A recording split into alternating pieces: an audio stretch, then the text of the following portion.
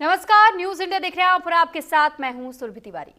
Operation सिंदूर के 3 महीनों बाद आतंकी संगठन जैश-ए-मोहम्मद ने माना है कि 7 मई को जब भारत ने ऑपरेशन सिंदूर लॉन्च किया तो बहावलपुर में हमले के दौरान मसूद अजहर का परिवार रोजा रेजा यानी कि रेजा रेजा टुकड़ों में वो बट गया।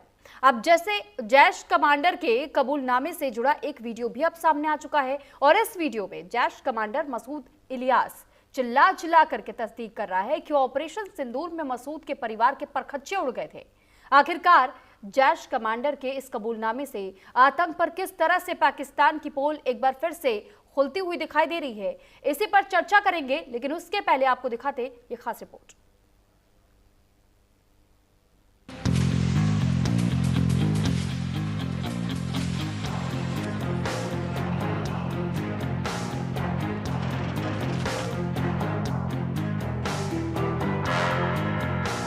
सब कुछ कुर्बान करने के बाद 7 मई को बहावलपुर के अंदर मौलाना मसूद अजहर की फैमिली के लोग बहने और बेटे और बच्चे रेजा रेजा हो गए, टुकड़ों में तकसीम हो।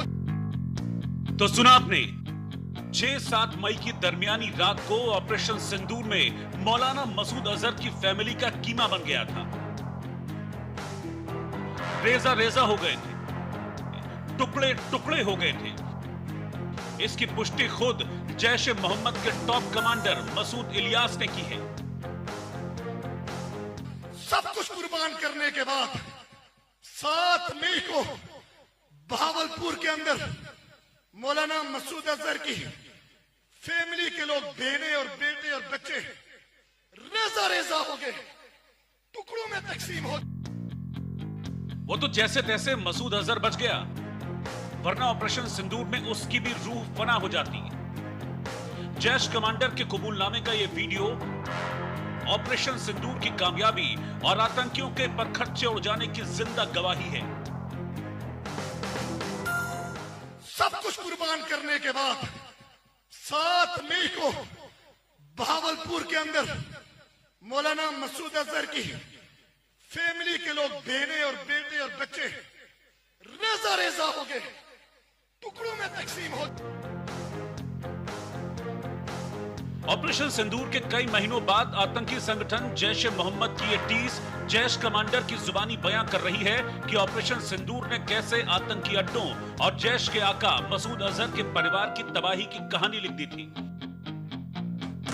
सब कुछ कुर्बान करने के बाद 7 मई को बहावलपुर के अंदर मौलाना मसूद अजहर की फैमिली के लोग बहने और बेटे और बच्चे रेजा रेजा हो गए, टुकड़ों में तकसीम हो। भारत ने 22 अप्रैल को पहलगाम में हुए आतंकी हमले के जवाब में ऑपरेशन सिंदूर से जवाब दिया था। ऑपरेशन के दौरान बहावलपुर समेत पाकिस्तान के अंदर 9 आतंकी ठिकानों को निशाना बनाया गया। बहावलपुर में हुए हमले में मसूद के परिवार के 10 लोग मारे गए थे। इसके अलावा उसके 4 सहयोगियों की भी मौत हुई थी।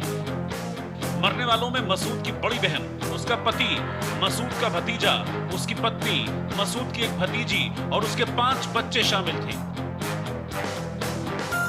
सब कुछ कुर्बान करने के बाद 7 मई को बहावलपुर के अंदर मौलाना मसूद अजहर की फैमिली के लोग बहने और बेटे और बच्चे रेजा रेजा हो गए, टुकड़ों में तकसीम हो।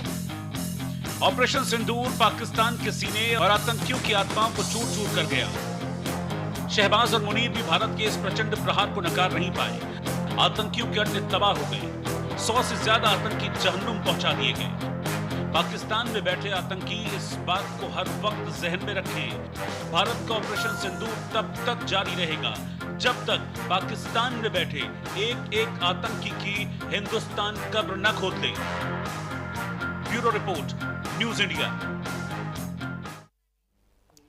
और इस पर चर्चा करने के लिए हमारे साथ बेहद खास मेहमान Sanjay Soi, defence expert, retired major general हैं, आप जुड़ चुके हैं हमारे साथ। बहुत स्वागत है सर आपका।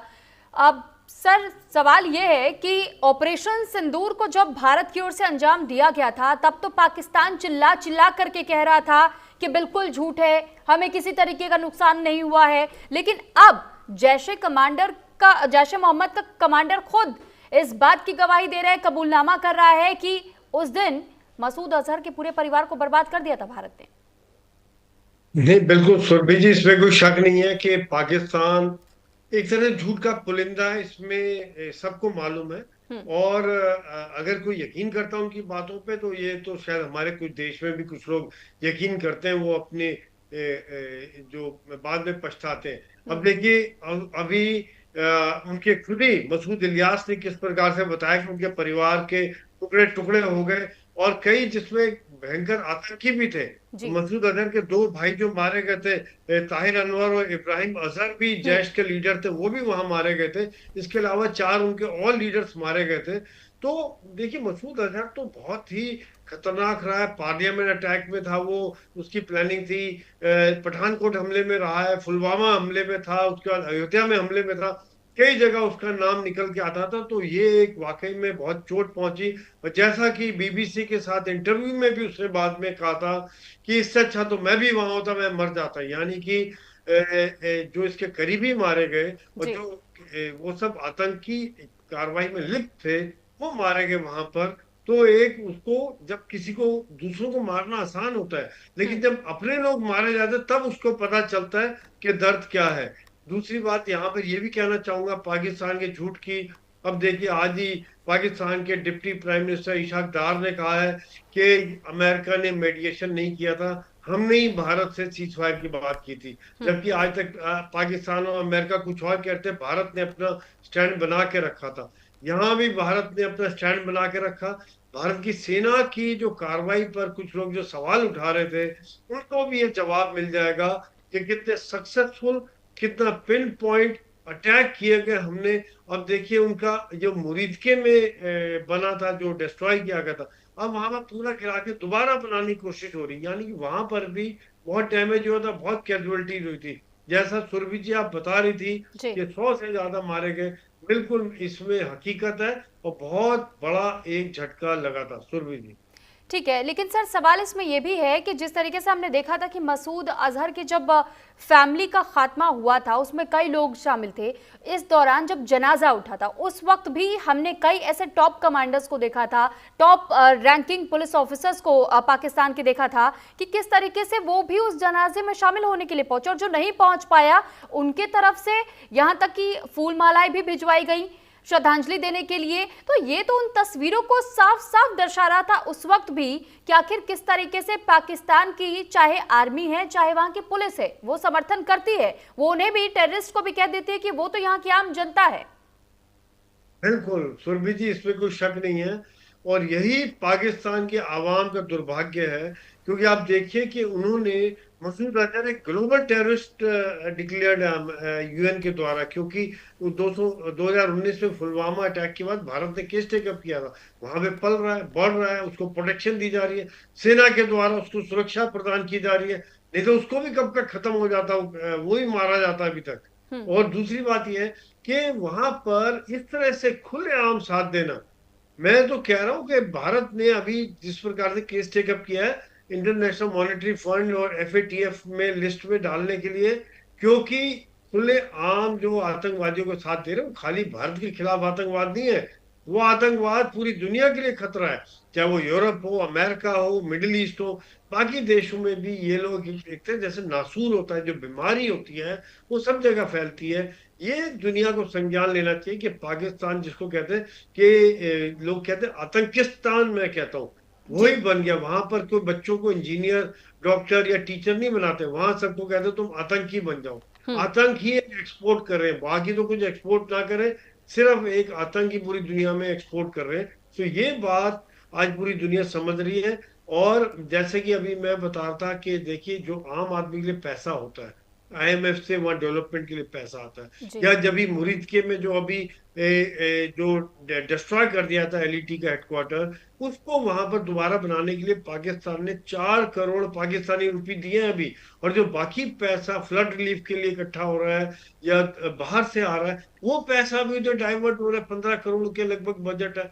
तो यहाँ पर दुनिया को समझना चाहिए, उनकी आवाम को भी समझना चाहिए कि जो पैसा उनके भले के लिए, उनकी गरीबी दूर करने के लिए बाढ़ में जो लोग त्रस्त हुए हैं, वो पैसा आज ये आतंकी घटनाओं के लिए डाइवर्ट करते हैं। वहां पर वो लोग उनको पनाह दे रहे हैं, उनको बढ़ा रहे हैं। तो ये वाकई में, मैं तो, आपका चैनल इतना फेमस है, पाकिस्तान में काफी लोग देखते हैं, वो समझे, उनकी आवाम समझे कि किस प्रकार से उनके साथ धोखा किया जा रहा है। सुरभि जी। बिल्कुल, क्योंकि सर हमने ये भी देखा था कि पाकिस्तान के कुछ ऐसे वीडियोस भी वायरल हुए थे और उसके बाद उन्हें बहुत ज्यादा ट्रोल भी किया गया था कि उनके मंत्री और नेता ये बयानबाजियां कर रहे थे कि भारत कहता है कि हमने तो इनके रनवेज तक फ्लैट कर दिए, रनवेज तो पहले ही फ्लैट होते। सर कॉमेडी वाले बयानबाजियां पाकिस्तान ने की ताकि किस तरीके से जनता को भरमाया जा सके, जनता को गुमराह किया जा सके। यहाँ तक हमने ये भी सुना कि भारत सिर्फ कहानियां बना रहा है, ऐसा कुछ हुआ नहीं, इतनी तस्वीरें जो दिखाई जा रही है, बताई जा रही है, वो सब कुछ फेक है, फर्जी तरीके से तैयार की गई है। कुछ ऐसी भी तस्वीरें दिखाने की कोशिश की गई थी पाकिस्तानी आवाम को, पाकिस्तान के नेताओं की ओर से, कि कभी एयरपोर्ट्स पर चले जा रहे हैं, एक हिस्सा दिखाया जा रहा है जो ठीक ठाक दिखाई दे रहा है, लेकिन उस हिस्से को फोकस नहीं किया गया जिसका वीडियो बाकायदा भारत ने रिलीज किया था। और अब उनके खुद के ही सरगना जो कहे जाते हैं, खासतौर पर इलियास का जब हम जिक्र कर रहे हैं, वो खुद एक मंच पर खड़े होकर के वो खुद इस बात को कबूल रहा है, वो कह रहा है कि ऐसा हुआ था ऑपरेशन सिंदूर के दौरान जब 14 लोग, मसूद अजहर के परिवार के लोग मारे गए थे। लेकिन पाकिस्तान को क्या अभी भी समझ में नहीं आ रहा है सर? सुरभि जी, पाकिस्तान की शायद समझ ही नहीं है, ये उनकी जो सोच है, ये एक जिसको स्ट्रेटजी, देश के लिए भला करने वाला, देश के लिए एक स्टैंड रखने वाला। दुनिया में क्या इज्जत है पाकिस्तानी की। मैं अभी अमेरिका में था, पिछले हफ्ते वापस आया हूँ, तो वहां पर कई पाकिस्तानी होते थे, कहते थे हम हिंदुस्तानी कह के निकल जाते थे, क्योंकि अगर पाकिस्तानी बोलेंगे तो लोग कहेंगे कि, आधे लोग शक की निगाह से देखने लगते थे। और जिस प्रकार से चेकिंग होती थी इनकी एयरपोर्ट पर, जिस प्रकार से इनको चेक किया जाता था, उससे पता चलता था कि एक तरफ भारत के लोग बड़े अच्छे पदों पे हैं, टेक्निकल साइड में, आईटी सेक्टर में, इनके लोग मजदूरी कर रहे हैं, टैक्सी चला रहे हैं, क्योंकि इससे ज्यादा क्वालिफिकेशन ही नहीं है। क्योंकि उस तरफ इन्होंने ध्यान ही नहीं दे रहे, ये ध्यान दे रहे आतंकवाद के ऊपर। अब ये जो बयानबाजी देते हैं, आज ये हंसी का मुखौटा बन रहा है, ये हंसी उड़ती है इनके, कि आज उनके डिप्टी प्राइम मिनिस्टर एक्सेप्ट कर रहे हैं कि भारत ने इतने खतरनाक हमले किए थे कि हमने भारत से सीज फायर की मांग की। आज उनके मसूद इलियास जो भाषण दे रहे हैं कि किस प्रकार से 14 आतंकवादी मारे गए, उनके टुकड़े टुकड़े हो गए, यानी कि एक पिन पॉइंट अटैक किया भारत ने। देखिए सुरभि जी, जो हमला किया था, हमने आम आदमियों के ऊपर हमला नहीं किया था, हमने सेना के ऊपर भी हमला नहीं किया था, हमने आतंक के ऊपर हमला किया था। पर हमारा हमला इतना सटीक था, बिल्कुल। कई बार तो आपने देखा होगा, ऊपर छेद छोटा था, अंदर बहुत बड़ा नुकसान किया गया था। क्योंकि जिस प्रकार का बॉम्ब, जिस तरह की मिसाइल हमने इस्तेमाल की थी, वो अंदर जाके फटती थी, पेनिट्रेट किया, डीप पेनिट्रेट किया, फिर फटती थी, ताकि अंदर कैजुअलिटी हो, अंदर नुकसान हो। और जो बड़ी बड़ी मोटी शेल्टर थी, उनको भी भेज के गया, रोशनदानों के थ्रू गए, छतों के थ्रू गए, जो कि ये हमारा सेनाओं का, हमारे डीआरडीओ का, हमारे साइंटिस्ट की काबिलियत बताता है कि किस प्रकार से हमने अटैक किया। और पाकिस्तान झुटलाता रहे, लेकिन उनके खुद अपने लोगों ने, कईयों ने वीडियो डाले हुए थे कि जिसके द्वारा वो डिस्ट्रक्शन साफ नजर आ रहा था।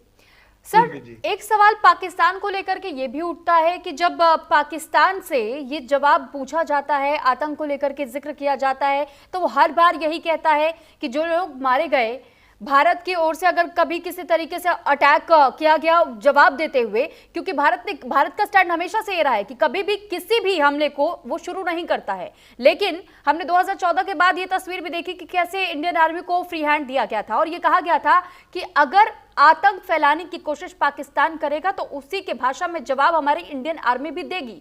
यानी अब हम चुप बैठने वाले नहीं हैं। और नए भारत की शुरुआत हमने देख ली थी कि कैसे जब इंडियन आर्मी को फ्री हैंड मिला था तो उसके बाद से पाकिस्तान बार बार बिलबिलाया, और इसके बावजूद सर वो बार बार घुसपैठ करने की कभी कोशिश करता है। जब उसके टेररिस्ट मारे जाते तो कह देता है कि ये तो हमारे लोग है ही नहीं, ये टेररिस्ट नहीं थे, ये पाकिस्तान की आम जनता थी।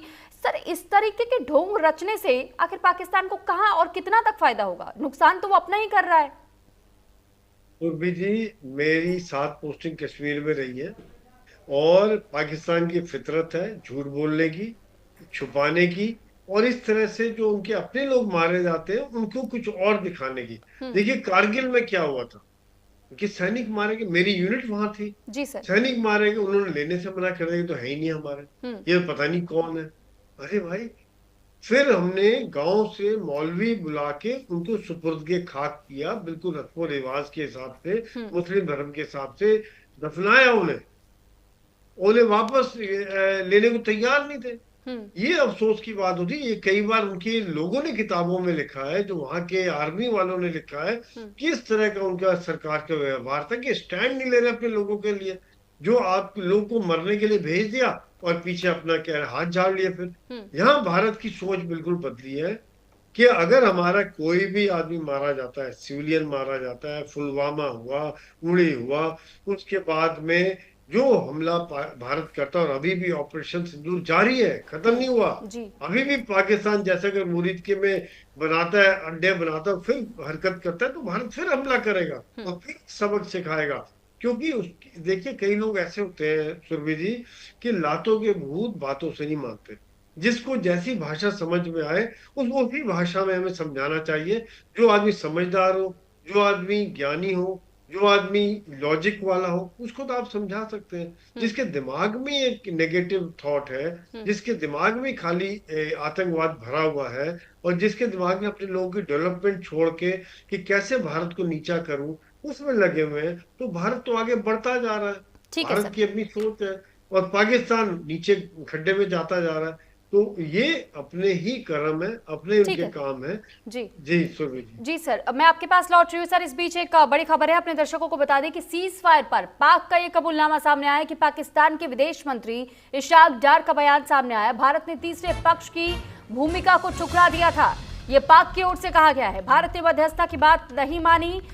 जिस तरीके से बार बार इस बात का हवाला दिया जा रहा था और ये कहा जा रहा था कि वाकई किसी तीसरे देश का इसमें हस्तक्षेप हुआ था, मध्यस्थता करवाई गई थी, और कई बार इस पर विपक्षी दलों की ओर से भी आरोप लगाए गए थे। अब ये स्पष्ट खुद पाकिस्तान की ओर से किया गया है और पाकिस्तान ने इस बात को कबूल किया है। वहां के मंत्री हैं इशाक डार, उनकी ओर से इस बात को कबूला गया है और ये कहा गया है कि किसी तीसरे देश का इसमें मध्यस्थता में कोई योगदान नहीं है। भारत इस पर सहमति उसने जताई ही नहीं थी और भारत तीसरे पक्ष के दखल पर कभी भी राजी नहीं हुआ है, यह पाकिस्तान की ओर से साफ कहा गया है। एक बार फिर से हम संजय सर आपका रुख कर रहे हैं। सर, अभी इससे पहले आप भी इस बात का जिक्र कर रहे थे और साथ ही साथ जिस तरीके से हम अभी इस बात को लेकर चर्चा कर रहे हैं कि जब भी भारत और पाकिस्तान के बीच में कभी भी ऐसे संघर्ष या तनावपूर्ण माहौल देखने को मिलते हैं, हर बार पाकिस्तान की ओर से एक राग अलापा जाता है और उसके बाद वो IMF के पास पहुंच जाता है कि हमें तो इतना नुकसान हो गया, हमें तो इतना नुकसान हो गया, हमारे आम लोग मारे गए, हमारे यहाँ पर इतनी तबाही हुई है। लेकिन उस फंड की मॉनिटरिंग क्यों नहीं होती है सर? एक बहुत बड़ा सवाल ये भी बन जाता है, क्या ये माना जाए कि अगर वाकई में इन फंड्स को इशू करने से रोका जाए या फिर इस पर निगरानी रखी जाए कि कहाँ इसका इस्तेमाल कैसे तौर पर हो रहा है, तो शायद इस आतंक को कुछ हद तक रोका जा सकता है? बिल्कुल सुरभि जी, आपने जो बात की बिल्कुल बहुत ही बढ़िया बात है, बहुत अच्छा सजेशन है ये। मैं इस चीज को पूरी तरह से एंडोर्स करता हूँ, क्योंकि क्या अकाउंटेबिलिटी है। आज वहां पैसा आता है, बाहर से लोगों का पैसा आ रहा है, IMF का पैसा आ रहा है, सऊदी अरेबिया पैसे दे रहा है, और वो बजाय लोगों की डेवलपमेंट के, बजाय लोगों को जीवन को सुधारने के, हॉस्पिटल खोलने के, स्कूल खोलने के, ये आतंकी फैक्ट्री में खर्च करते हैं। और सिर्फ जिसको कहते हैं कि दिमाग में फितूर भरा हुआ है, कश्मीर कश्मीर कश्मीर कश्मीर, तो भाई हमारा है, आपने हमारा कश्मीर पे कब्जा किया हुआ, उसके लिए आप लड़े। कश्मीरियों को नहीं चाहिए आपकी मदद, वो खुश है इस समय भारत में।